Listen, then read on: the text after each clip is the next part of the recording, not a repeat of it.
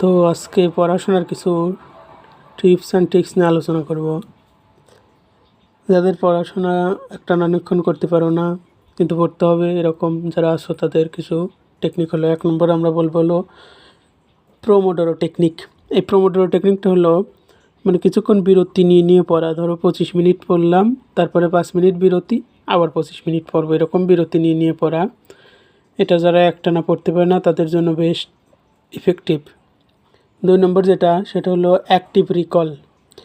Active recall পড়াশোনার ক্ষেত্রে খুবই গুরুত্বপূর্ণ এবং খুবই প্রয়োজনীয় একটা কৌশল।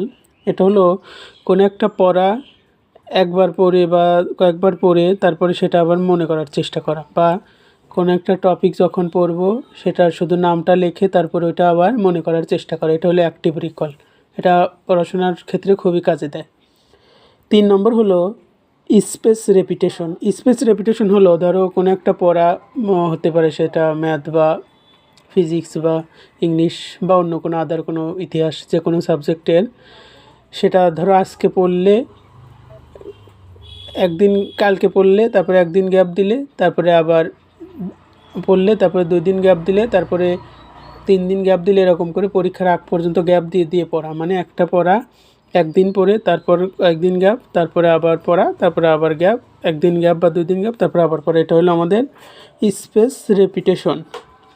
তারপর একটা পড়াশোনার ক্ষেত্রে খুবই গুরুত্বপূর্ণ টেকনিক, যেটা বিজ্ঞানী ফাইনম্যান, রিচার্ড ফাইনম্যান থেকে নেওয়া পদ্ধতি বলা হয়, যাকে বলা হয় ফাইনম্যান টেকনিক। এটা হলো তুমি যা পড়ছো সেই পড়াটা তোমার কোনো বন্ধুকে বা কাউকে শেখানো।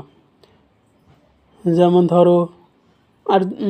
ধরো কোনো একটা অঙ্ক বা ম্যাথ তুমি পড়েছো, সেটা কোনো বন্ধুকে তুমি ওটা বোঝায় দিচ্ছ, তাইলে তোমার এই বোঝাটা একদম মাথায় গেঁথে যাবে, এই ভালো মতো গেঁথে যাবে, ভুল করার সম্ভাবনা খুব কম থাকবে। ফাইনম্যান টেকনিক পড়াশোনার ক্ষেত্রে খুবই গুরুত্বপূর্ণ। আর যদি এরকম কারো বন্ধু বা ছোটো ভাই কেউ না থাকে বোঝায় দেওয়ার মতো, তাইলে সে তার পাশে একটা চেয়ার রাখতে পারো, ওই টেবিলে যখন পড়বে ওই চেয়ারের সাইডে মুখ রেখে ওকে বোঝায় দিতে পারে এরকম। তারপরে আর একটা কাজ করতে পারো পড়াশোনার 5ম টেকনিক হিসেবে নোট টেকিং বা নোট মেকিং। এটা খুবই গুরুত্বপূর্ণ, মোটামুটি ভালো ফলপ্রসূ। আর বর্তমান সময়ে সবচেয়ে গুরুত্বপূর্ণ হলো ডিস্ট্রাকশন থেকে দূরে থাকা, ডিস্ট্রাকশন ফ্রি এনভায়রনমেন্ট।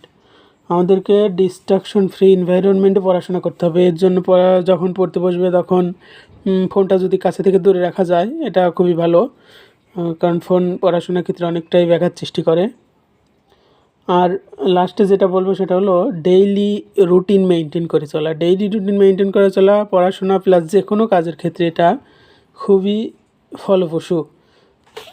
তারপরে লাস্টে 8 নম্বর যেটা খুবই গুরুত্বপূর্ণ, আমরা জানি যে